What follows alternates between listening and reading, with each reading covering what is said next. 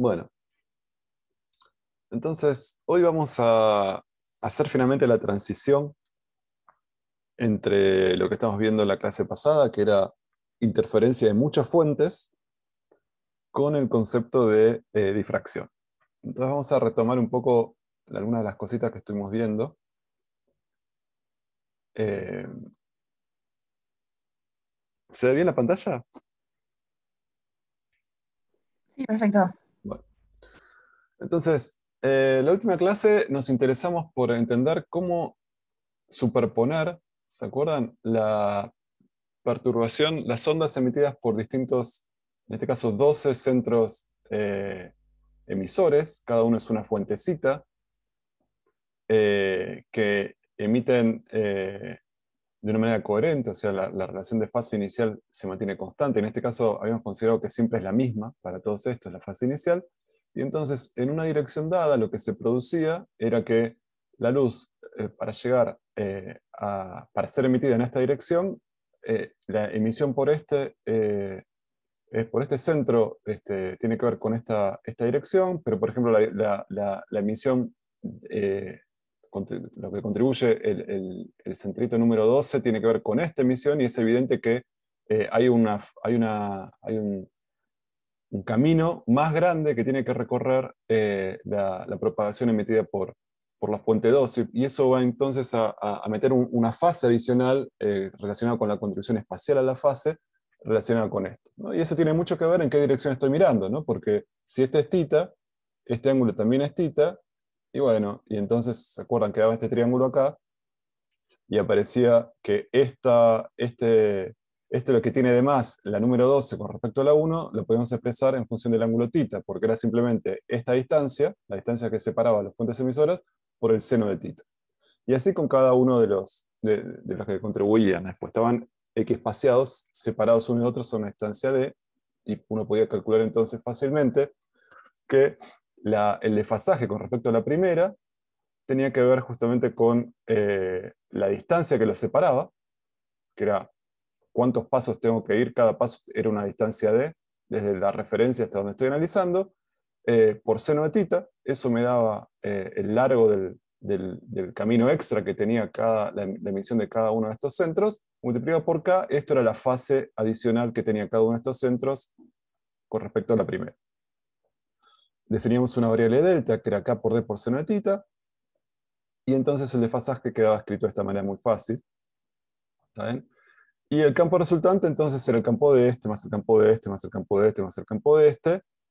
El primero lo expresamos así, el segundo tenía la misma fase que el primero, solo que tiene un delta de más, el tercero, la misma fase del primero, solo que tenía dos delta de más, que daba cuenta de este camino, y así sucesivamente. Y el último tenía 11 deltas de más, que era esto que estaba acá, ¿no?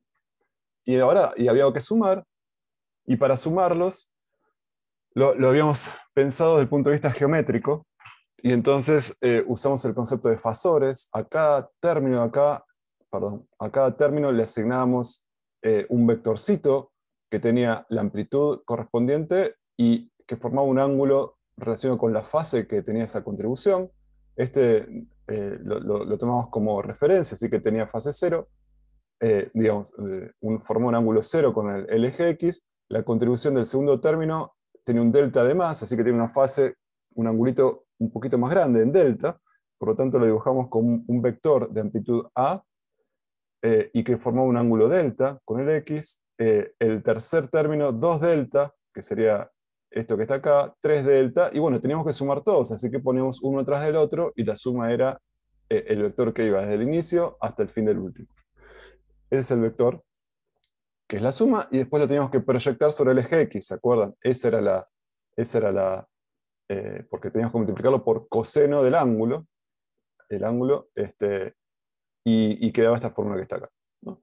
Y lo que habíamos visto era que esto dependía del tiempo, o sea, todo esto, esta suma y todos los fasores giraban con el tiempo, porque había un omega t acá, entonces a medida que pasaba el tiempo iban cambiando.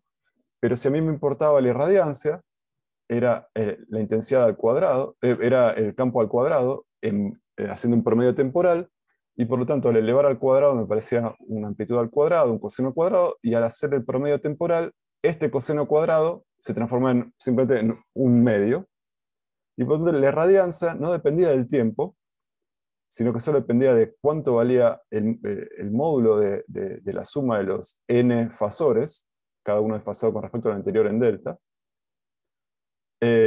Y habíamos visto que la suma, bueno, la forma analítica, si quieren, que habíamos deducido usando el teorema de la pizza, ¿se acuerdan?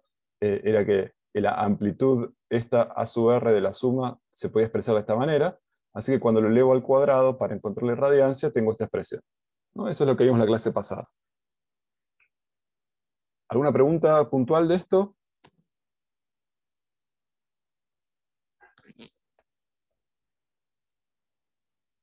¿Sigo? Sí, sí. Bueno. Y entonces, lo que hicimos fue sumar la contribución de estos n centros dispersores y darnos cuenta que entonces la irradiancia, es el promedio temporal de energía, solo dependía de la dirección donde estoy mirando, del delta este. ¿Se acuerdan que en el delta estaba metido la dirección? Y entonces ahora quería charlar un poquito de, bueno, este es el resultado final. Si yo miro en una dirección dada que tiene que ver con el delta que aparece, voy a esperar que esta cantidad de energía se deposite, se dirija hacia esa región por unidad de tiempo, por unidad de área. Y entonces, pero quería entender un poco cómo funciona esta función. Y esta función está compuesta por un numerador que es seno cuadrado de n delta sobre 2 y un denominador que es seno cuadrado de delta sobre 2, ¿no? Entonces, son muy parecidos, solo que este tiene un n adelante. Entonces, fíjense, en negro estoy graficando cómo es seno cuadrado de n delta sobre 2. Perdón, sí, es seno cuadrado de n delta sobre 2 con n igual a 5 en negro. Entonces fíjense que en 0 vale 0, ¿no? Porque seno de 0 es 0, y después, bueno, el seno cuadrado, en lugar de ir entre 1 y menos 1, va entre 0 y 1, ¿no? Porque está al cuadrado, y tengo esta función que está acá, ¿no? Esta función que está acá. Y abajo tengo la función roja, en la misma escala está puesta, que en función de delta, las dos, es esta función, es un seno cuadrado. O sea, vale 0, después cuando delta es pi, acá me queda pi sobre 2, así que llego a 1, o sea, en 3,14 llego a 1, y después pasa por 0 de vuelta, cuando es 2pi, y así sucesivamente. Entonces lo que se ve es que son dos funciones muy similares, son armónicas las dos, pero la diferencia es que acá hay un n, y como hay un n en el argumento, significa que oscila n veces más rápido una que la otra. De hecho, fíjense, cuando la roja, que es esta que está acá, de un mínimo llega a otro mínimo, fíjense, la negra hizo 1, 2, 3, 4, 5. O sea, oscila 5 veces más rápido porque en este ejemplo n es igual a 5, ¿no? El efecto del factor está acá, es que al multiplicar delta sobre 2 por n para encontrar la fase de esta función, hace que oscile más rápido en función de delta. De hecho, oscila 5 veces más rápido una que otra. Entonces estas son las dos por separado, pero acá yo tengo una dividido la otra, y el resultado de dividir la negra dividido la roja, en cada punto, es este que está acá. Tiene esta pinta que está acá. Entonces ahora vamos a tratar de entender un poquito eso. Pero fíjense, por ejemplo, que tengo lugares donde voy a tener 0 sobre 0, ¿está bien? Y en esos lugares vamos a ver que esta expresión cuando delta tiende a 0, por ejemplo, no es 0, me queda un 0 sobre 0, pero tiende a un número, que ahora vamos a ver cuánto vale. Y después fíjense que tengo otros puntos donde la irradiancia es ese 0, y en esos puntos, ¿a qué corresponden? A cuando la parte de arriba es ese 0 y la de abajo no es 0, ¿no? Por ejemplo, acá. Este punto, fíjense que corresponde a este mínimo. Este que está acá corresponde a este, y este que está acá corresponde a este, ¿no? Entonces ya vemos que los mínimos se producen cuando la parte de arriba es 0 y la parte de abajo no es 0. Cuando la parte de abajo vuelve a ser 0, por ejemplo acá, tengo de vuelta un 0 sobre 0, y eso tiene un límite que es distinto de 0, que tiene que ver con n. Ahora vamos a ver, con n cuadrado. ¿Se entiende más o menos cómo esto puede salir de esto que está acá? Y el resultado es que aparecen como campanas principales, una campana principal, eh, y máximos secundarios, muy secundarios, porque la altura de esto es mucho más chica que el de la campana principal, y mínimos. ¿Está bien? Y los mínimos, fíjense que van a tener que ver con n, porque yo les dije que la negra oscilaba n veces más rápido que la roja, por lo tanto producía más ceros en este intervalo, y de hecho produce 1, 2, 3, 4 ceros acá adentro, que van a dar lugar a los 4 mínimos que están acá. Entonces yo ya les anticipo que contando el número de mínimos entre dos máximos principales, yo ya voy a tener una idea del n. ¿Está bien? Tengo n-1 mínimos entre dos máximos principales a causa de lo que les acabo de decir. ¿No? ¿Se entiende eso? Sí, sí. Bueno, y entonces un poco la historia era esa. Este es un ejemplo donde tenemos un arreglo de fuentes muy, muy simple. Están en una línea recta y separados todos a la misma distancia d, y produce este patrón de interferencia, pero que, como vimos, tiene mucha estructura. Matemáticamente es esto, pero tiene mucha estructura. eh, Tiene los máximos principales, tiene los mínimos que se producen cuando este es cero, pero el de abajo no. Eh, y entonces, esta es la base, digamos, es solamente la punta del iceberg de lo que yo les decía de los problemas inversos. O sea, yo podría empezar a ver cómo a partir de este espectro de emisión, de este patrón de irradiancias observado, decir cosas sobre las fuentes que la producen. Y este, como yo les anticipaba, es un poco lo que está detrás de los espectros de difracción de rayos X, que permiten, a partir de ver cómo se superponen la emisión de distintos centros difractores ubicados de alguna manera espacial, eh, inferir esas posiciones de los centros difractores a partir de lo que veo en cuanto a cómo interfieren la emisión de los mismos, ¿no? Es sumamente útil en la práctica, entonces, resolver este tipo de problemas inversos. Bueno, entonces, veamos un poco lo de los mínimos. ¿Está bien? Este es un caso donde tengo 10 fuentes, fíjense. Los mínimos se producen cuando se anula el numerador, pero no el denominador. Y matemáticamente, lo que estoy diciendo es que voy a tener mínimos cada vez que seno cuadrado de n delta sobre 12 sea 0, pero seno cuadrado de delta sea distinto de 0. ¿Está bien? Y la condición para que ocurra lo de arriba, ¿no?, es que esto que está acá sea un número entero de veces pi. Y eso significa que voy a ver ceros en el numerador cuando delta sea eh, un número entero de veces 2pi sobre n. ¿No? Cuando delta sea un número entero de veces 2pi sobre n, y eso va a ocurrir acá, acá, acá, se va a anular lo de arriba. Y al mismo tiempo, en los mínimos tiene que pasar esto. Así que tiene que pasar esta condición, pero además delta no puede ser un número entero de veces 2pi. ¿Eh? Entonces delta tiene que ser un número entero de veces 2pi sobre n, pero no puede ser un número entero de veces 2pi. En esas condiciones voy a tener los mínimos, porque se va a anular lo de arriba y no lo de abajo. Y fíjense que eso ocurre, por ejemplo, acá. En este punto, delta es 2pi sobre n. Es el primer mínimo de este de acá. 2pi sobre n. ¿No? Entonces es un número entero de veces 2pi sobre n, esta condición que está acá. Pero no es un número entero de veces 2pi, obviamente, porque tengo un 1 sobre n acá adelante. Así que eso va a dar un mínimo. El siguiente mínimo lo voy a tener cuando se vuelva a anular lo de arriba, que va a ser cuando tengo 2 veces 2pi sobre n. Y claro, 2 veces 2pi sobre n es 2 sobre n veces 2pi, pero 2 sobre n no es un número entero, así que está bien, delta no es un número entero veces 2pi, así que esto va a ser un mínimo. Y así sucesivamente. Entonces voy a tener, cuando tengo una vez 2pi sobre n, 2 veces 2pi sobre n, 3 veces 2pi sobre n, n menos 1 veces 2pi sobre n, y el siguiente que anularía esto que está acá sería n veces 2pi sobre n. Pero n veces 2pi sobre n es 2pi sobre n, o sea, es un número entero veces 2pi.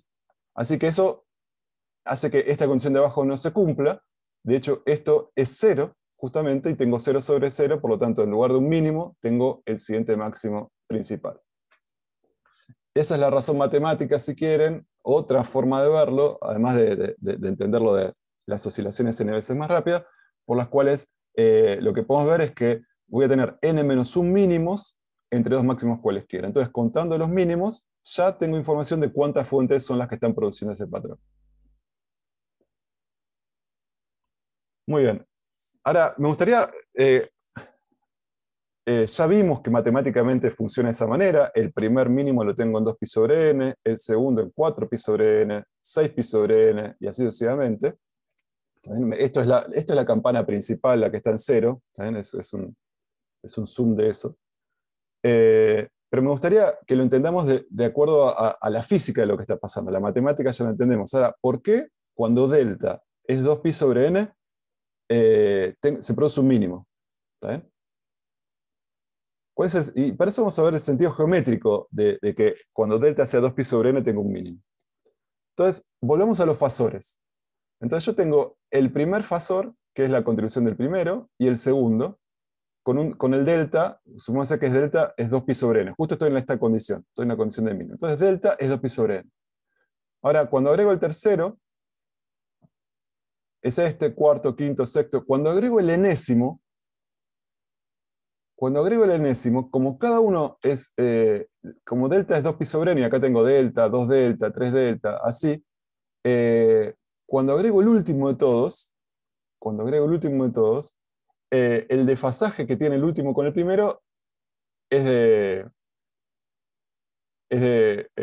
n-1, justamente, es de 2pi, ¿no? Porque es de 2pi, ¿no? Porque el enésimo, si multiplico por n acá, el delta total del n va a ser 2pi, se va a dar una vuelta entera.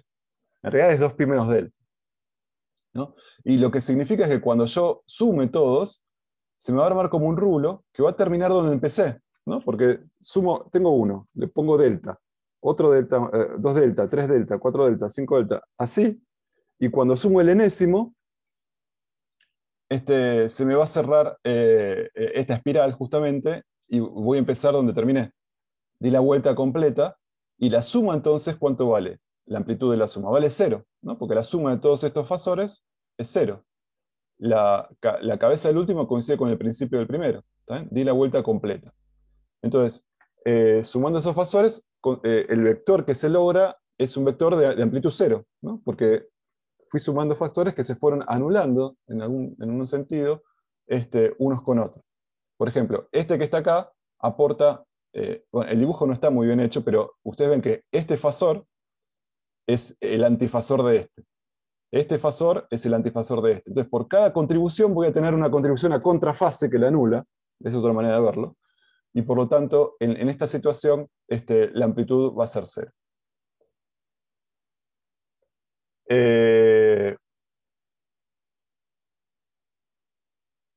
¿Está bien con eso? Y eso es lo que está sucediendo para este delta particular, cuando delta es 2 pi sobre n. Lo vamos a ver un poquito también más adelante. Bueno, ¿qué pasa con los máximos? Esos serán los mínimos. ¿Qué pasa con los máximos? Los máximos se producen cuando los dos son 0. Los dos son 0. Acá vemos que acá tengo un máximo, la negra y la roja se anulan, y acá también la negra y la roja se anulan, se siente máximo, o antes se habían anulado acá, y tengo el otro máximo. Entonces, las condiciones matemáticas es pedir que los dos sean 0. Y entonces, para esto se hace 0 cuando este argumento es un número entero veces pi, así que es cuando delta es un número entero veces 2pi, ¿no? Y el de arriba sucede cuando delta es un número entero de veces 2pi sobre n. Es cuando delta es un número entero de veces 2pi sobre n, y al mismo tiempo es un número entero de veces 2pi, obviamente son diferentes, se viene. En esa situación, voy a tener un 0 sobre 0 que ahora vamos a ver que queda distinto de 0.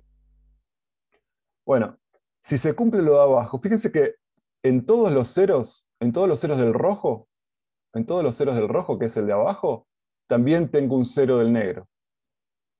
También tengo un cero negro, ¿no? Porque el negro lo que hace es oscilar n veces más rápido que el rojo, pero cuando el rojo es cero, engancha un cero del negro. ¿Está bien? Entonces lo ven acá de este dibujo, que la condición en realidad, para que ocurra que esta cosa es simultánea, es simplemente cuando lo de abajo es cero. Porque cuando lo de abajo es cero, lo de arriba también es cero. Y esto se ve matemáticamente, porque si yo sé que se cumple esto, o sea que si delta es un número entero veces 2pi, ¿está bien? Entonces, lo de arriba también se cumple, ¿está bien? Porque acá este 2 está de más.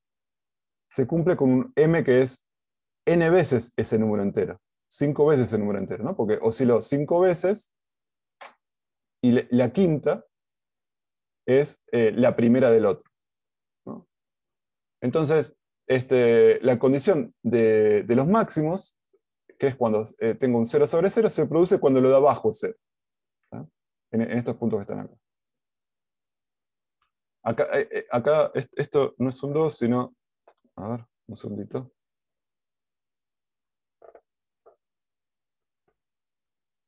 Ahí está, es un n.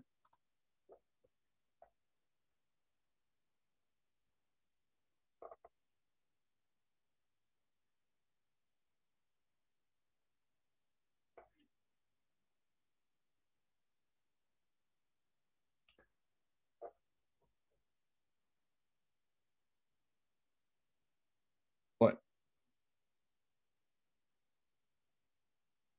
ahí está.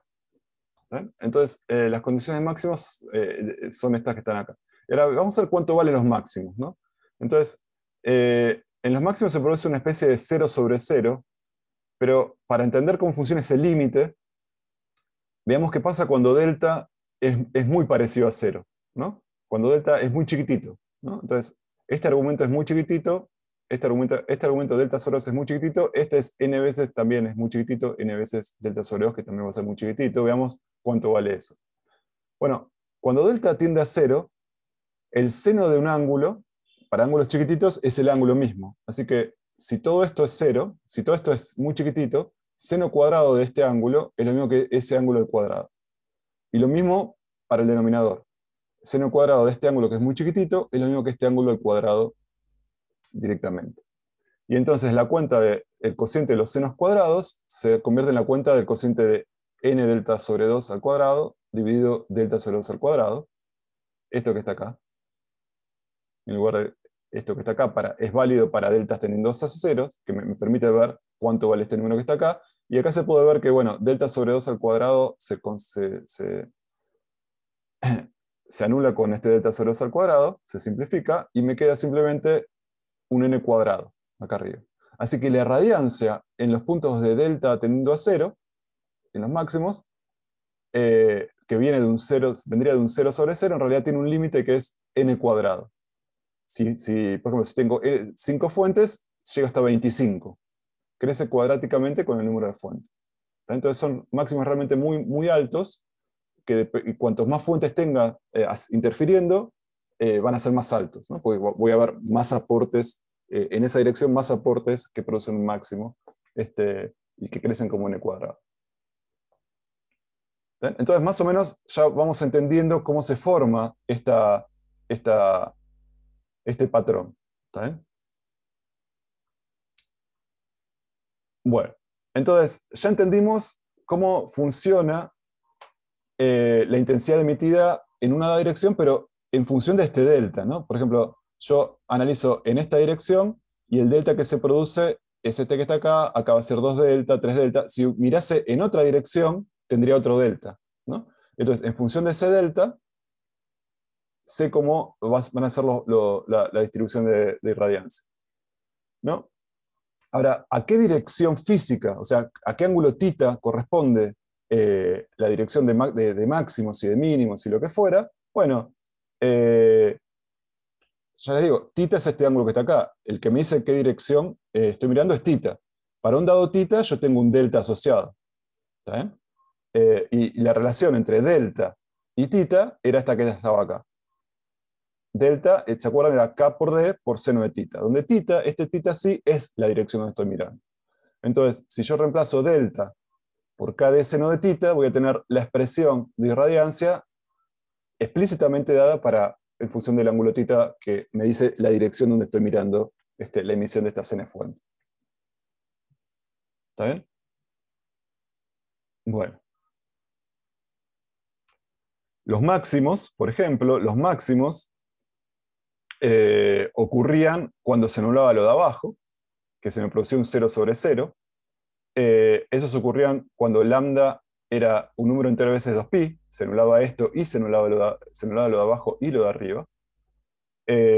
Y entonces la condición de máximos expresadas para θ, es pedir que k por d seno de θ, en las direcciones donde voy a ver máximos, sea un número entero veces 2pi, ¿no? Que es esta que está acá, que era la que habíamos tenido para delta, en función de esto que está acá. Pero expresada para θ es esta ecuación que está acá, que me dice dónde están los máximos de esta interferencia de la cenefuente, en qué direcciones ocurre. Fíjense que voy a tener, bueno, ahora vamos a ver. Y de acá, simplemente pasando k y d para el otro lado, tengo que el seno de θ máximos, en las direcciones de donde voy a ver máxima interferencia, es un número entero de veces lambda sobre d. Lambda sobre d. ¿Está bien? Muy bien.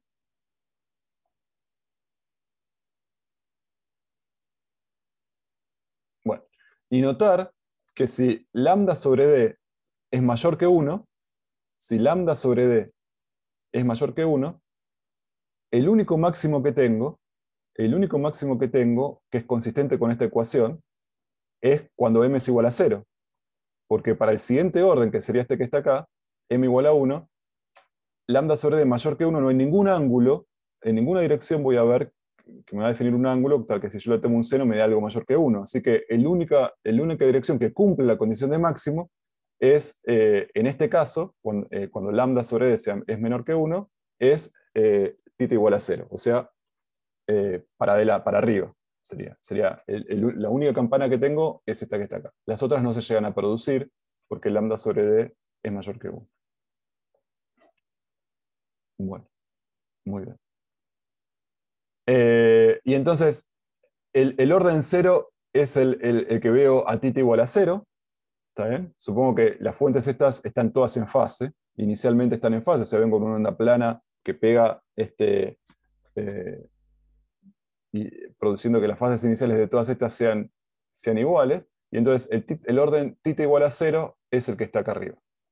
El orden 0 es el que tiene que ver con la dirección θ igual a 0. Y ahora, si yo miro para allá, tengo un máximo. Y ahora la pregunta es, bueno, ahora voy a aumentar el θ, la campana principal, al aumentar el θ cambia el delta y voy a salir de la condición de máximo. Y voy a empezar a ver, y voy a preguntarme, bueno, ¿en qué dirección encuentro el primer mínimo? ¿En qué dirección encuentro el primer mínimo? ¿No? Entonces, cuando yo empiezo a mirar para otras direcciones, encuentro que en esta dirección se produce el primer mínimo de irradiancia, ¿no? Y la condición de mínimo, ¿se acuerdan? Era cuando se anulaba lo de arriba y no lo de abajo, o sea, cuando delta era un número entero de veces 2pi sobre n, en este caso es 1, 2pi sobre n. Así que en función del ángulo, es pedir que kd seno de θ, en la dirección que llamo θ mínimo, sea 2pi sobre n. En esa dirección voy a tener el mínimo, ¿se acuerdan? En esa dirección, cada fasor está desfasado del anterior con un delta adicional que es 2pi sobre n, y eso hace que en la suma de fasores, cuando yo pongo uno tras del otro, dé una vuelta entera. Cuando yo ponga los n fasores, dé una vuelta entera, y la suma total se anule, ¿no? Y por eso esta dirección es mínima, porque produce un desfasaje de 2pi sobre n entre una fuente y la anterior. Este delta es 2pi sobre n. Como este delta es 2pi sobre n, fíjense, este delta de acá es n veces. Este desfasaje tiene que ver con n veces ese delta, así que es 2pi. Así que más o menos esta está en fase con esta. Así que si esta está en fase con esta, quiere decir que la del mes, hay un desfasaje de 2pi. Por la mitad voy a tener una que esté a contrafase de esta, ¿no? Voy a tener por la mitad una que esté en pi, que la diferencia de camino sea pi, por ejemplo, esta que está acá, ¿no? Y entonces, la emisión de esta y de esta se van a cancelar, ¿no? Porque esta está tiene una fase adicional de pico respecto a esta. Y la de esta con el siguiente también se van a cancelar. Y la del tercero con este que está acá se van a cancelar, porque entre sí siempre va a haber un desfasaje en pi. ¿Qué es lo que vemos acá geométricamente? El desfasaje entre esta, o sea, este término aporta este fasor, este otro aporta este fasor que está apuntando para el otro lado, es paralelo y apunta al otro lado, correspondiente a un fasor que está acá y un fasor que está a contrafase por esta parte que está acá. Este fasor está asociado a este que está acá, va a haber otro desfasado en pi con respecto a eso, que será este que está acá. Y entonces, en definitiva, por cada fuente, si yo tengo que el desfasaje total va de 0 a 2pi, seguro que en el medio van a ocurrir cancelaciones entre una fuente y la némesis de esa fuente, que va a estar también en este conjunto de fuentes, porque en total tengo todas estas. Y esa es la razón por la cual cuando la fase, cuando estoy mirando en esta dirección y tengo un desfasaje de 2pi sobre n, no voy a ver radiación en esa dirección y se produce un mínimo. Bueno. Y entonces, en definitiva, resumiendo, esto no se llama exactamente campana de difracción, porque todavía no estamos en el límite de difracción, es la campana de interferencia de n-fuentes en realidad. Perdónenme, esto es la campana, sería más correcto decir que esto es la campana de difracción de n-fuentes, de interferencia, perdón, de n-fuentes. Un segundito que está.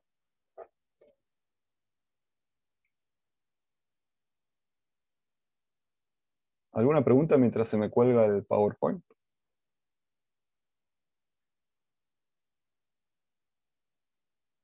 Ahí va. La campana de interferencia de n-fuentes. Bueno, entonces, n-fuentes en función de delta da esta pinta que está acá, ¿no? Los máximos los tengo cuando delta es un número entero de C2pi, y los titas donde veo eso son titas que cumplen, perdóname, otra forma de expresarlo acá, que aparece mucho en los libros, es con el D puesto aquí, que quizás vale la pena que le ponga yo acá.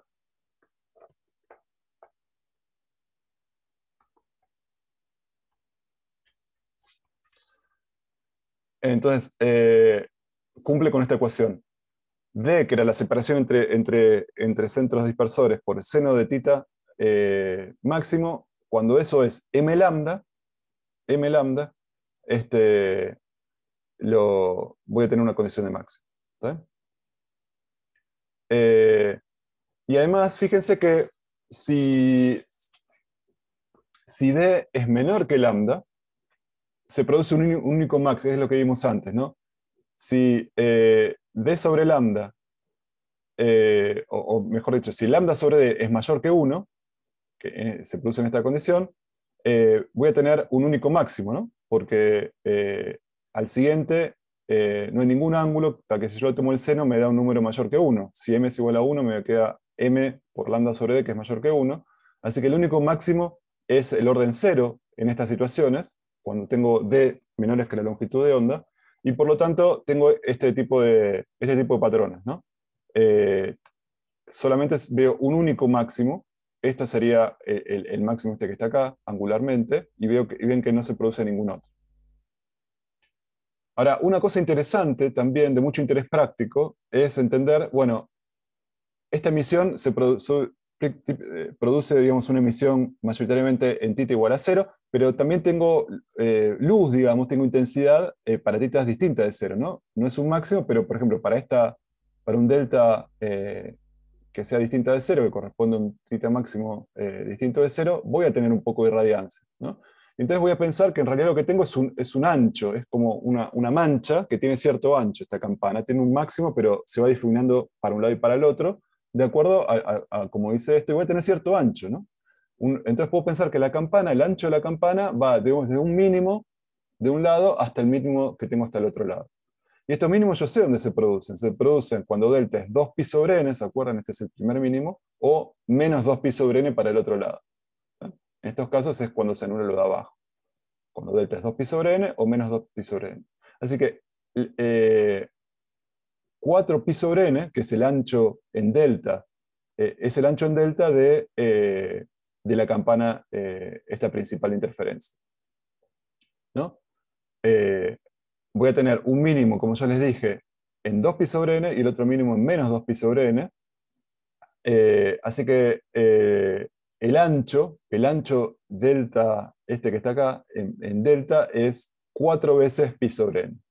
¿No? Es el ancho de la campana, esta interferencia de las n fuentes.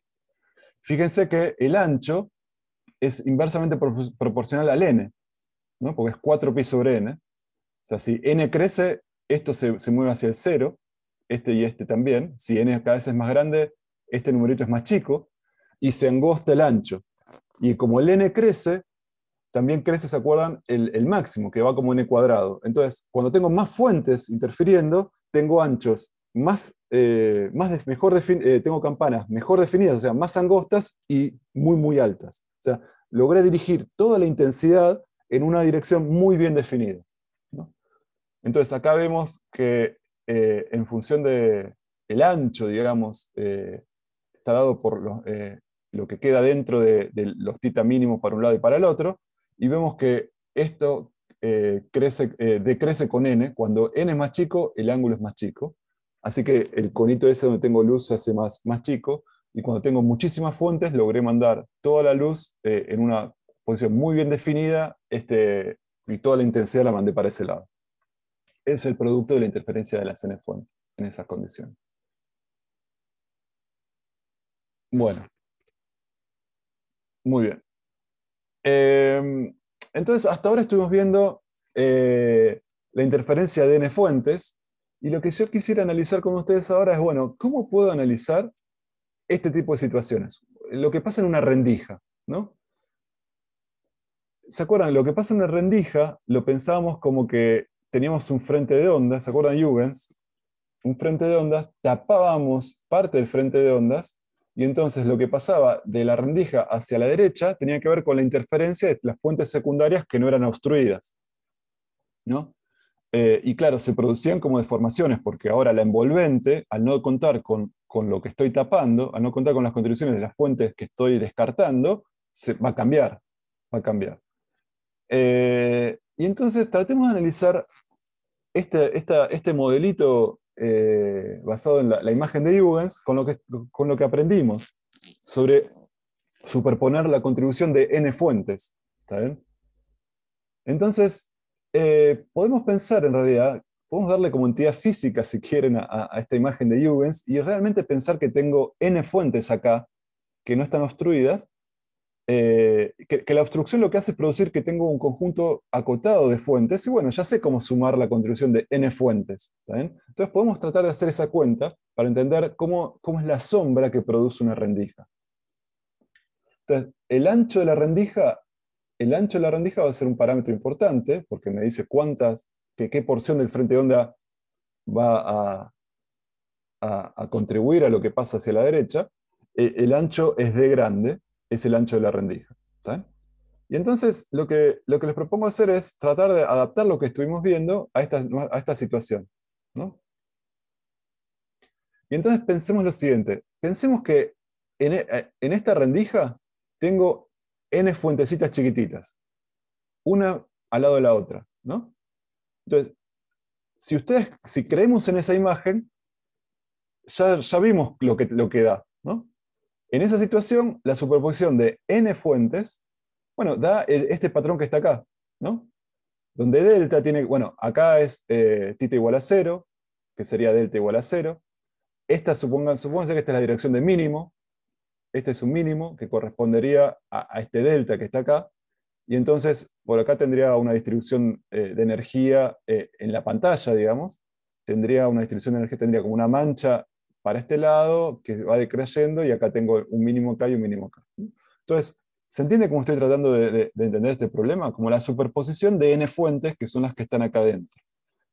Si me creo que esa es una buena manera de representar lo que está pasando, bueno, ya sé cuál es la solución porque ya la calculé antes, ya sé cómo sumar n fuentes. Me da esto que está acá, la irradiancia. Este es el patrón que obtengo a la derecha. ¿Estamos de acuerdo con esto? Sí, sí. Bueno. Ahora, hay un pequeño problema.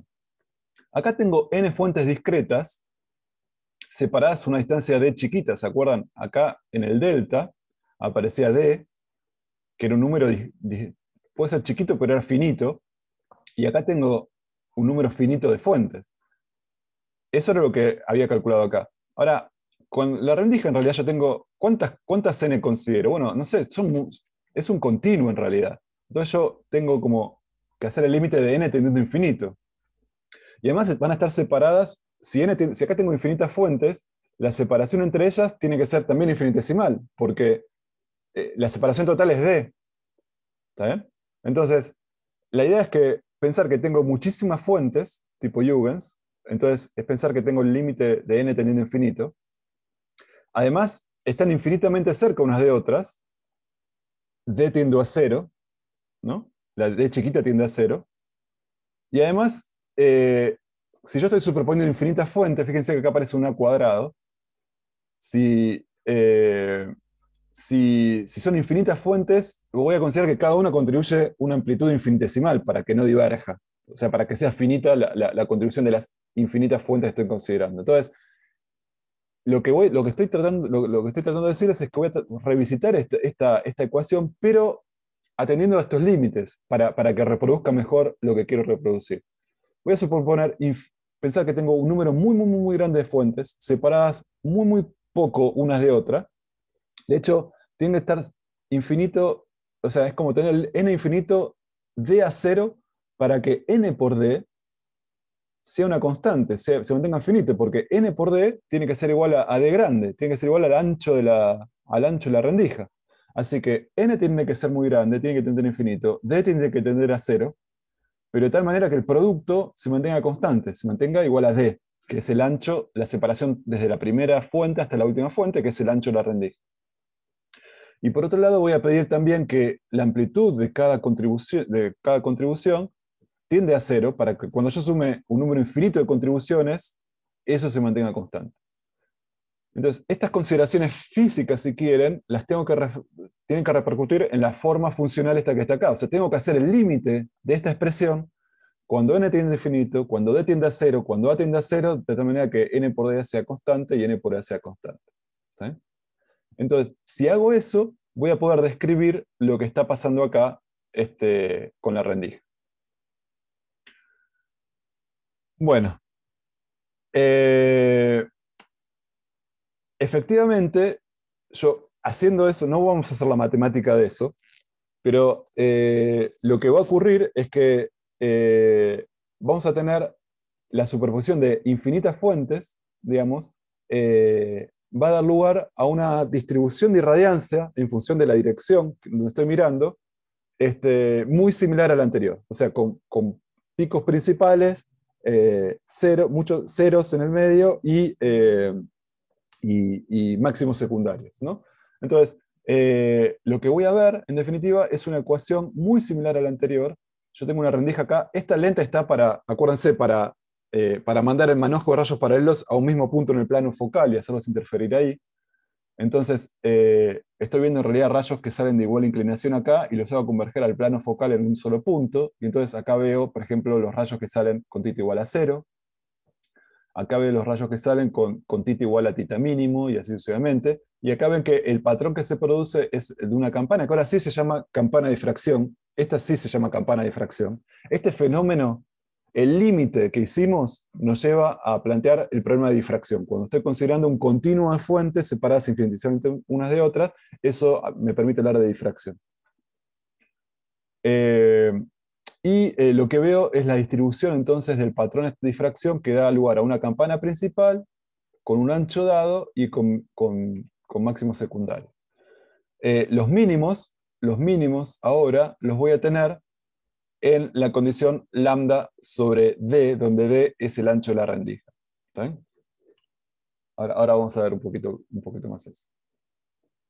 Entonces, fíjense que si lambda sobre d es muy chiquitito, si este número es muy chiquito, esta es la posición de los primeros mínimos, ¿no? Los que definen el ancho de la campana de difracción. Si lambda sobre d es muy chiquitito, lambda sobre d es muy chiquitito, entonces los ángulos donde tengo el mínimo que me definen el ancho de la campana de difracción se alejan muy poquito de cero para un lado y para el otro. Son muy chiquititos para un lado y para el otro. Y entonces lo que me dice es que prácticamente cuando miro en una dirección que no es la dirección de θ igual a cero, no tengo luz. Ya, ¿no? Entonces, porque tengo una campana muy bien definida, prácticamente solo tengo luz cuando θ es igual a cero. Apenas θ es distinto de cero, ya tengo el primer mínimo y ya no tengo nada de luz. Y entonces, en esta condición estamos en una condición donde se produce es una sombra geométrica. Una sombra geométrica.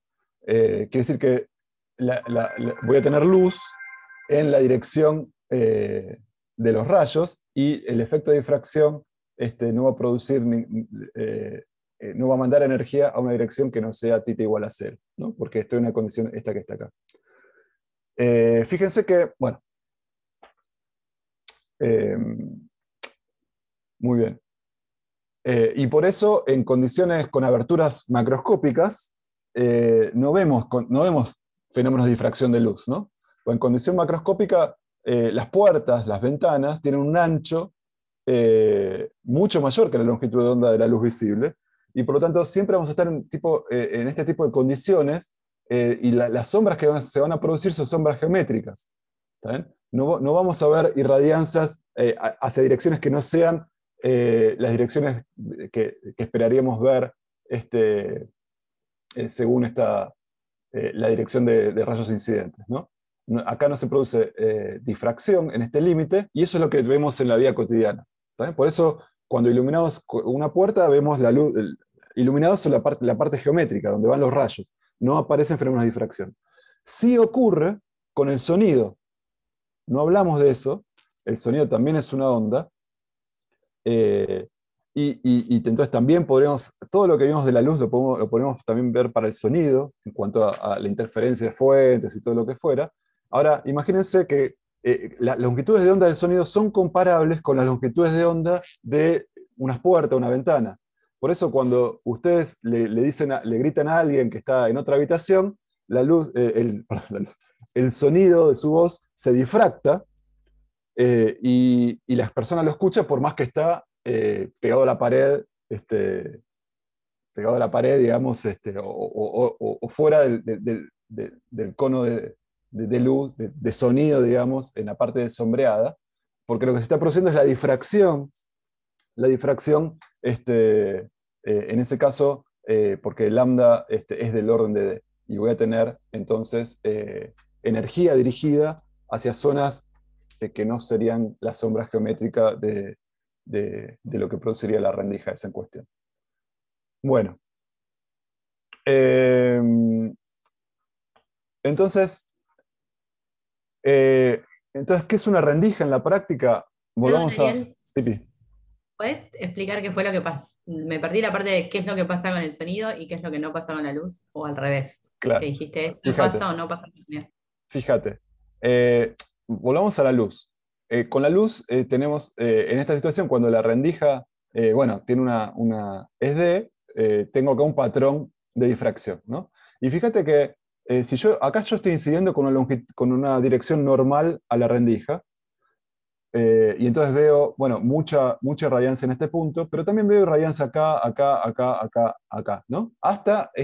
Básicamente toda la energía está en esta región del espacio, ¿no?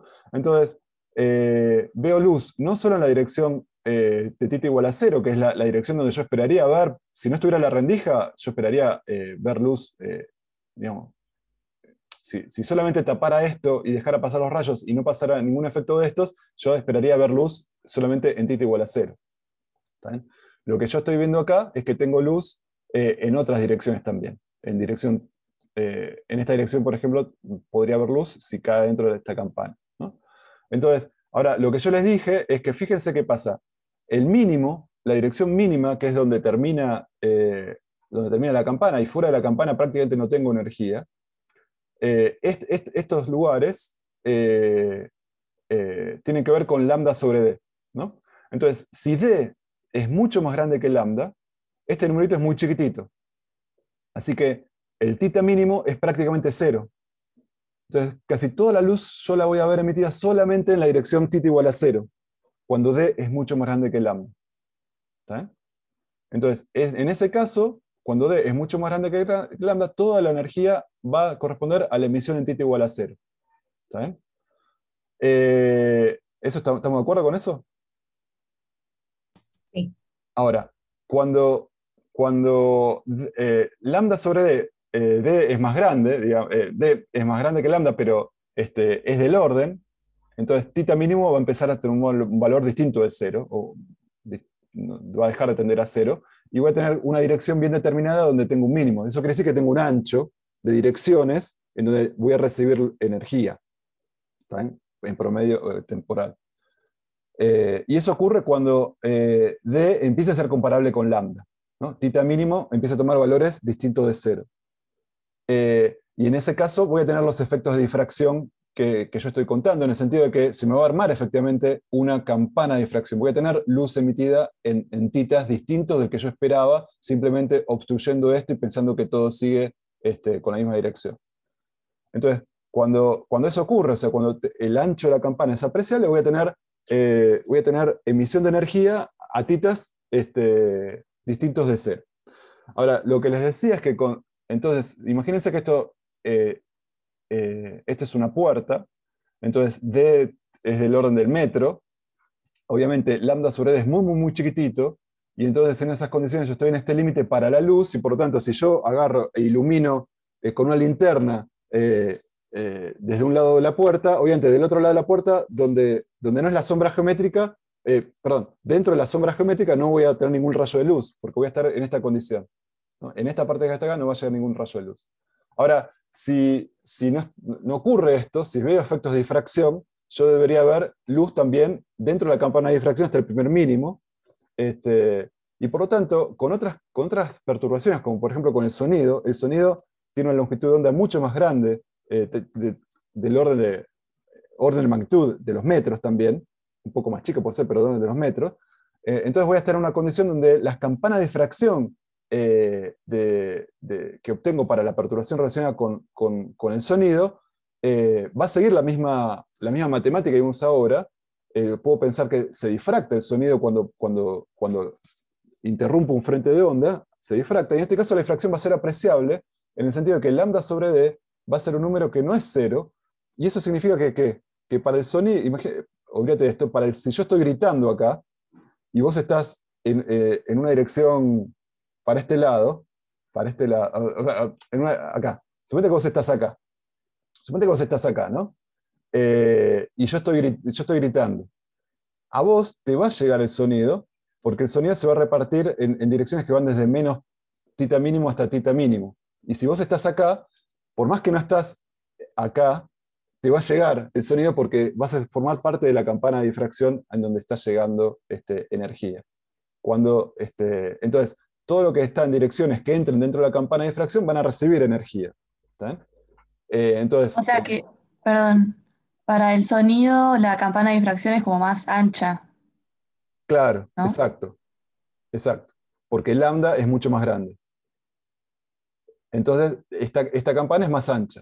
Y entonces si vos estás acá, no hace falta que vos estés acá para que te ilumine el sonido, digamos. ¿Está bien? Si vos estás acá abajo, por ejemplo, si vos estás acá abajo, esta dirección entra dentro de la campana de difracción y te va a llegar el sonido que yo estoy hablando acá. ¿Se entiende? Que yo estoy emitiendo del otro lado.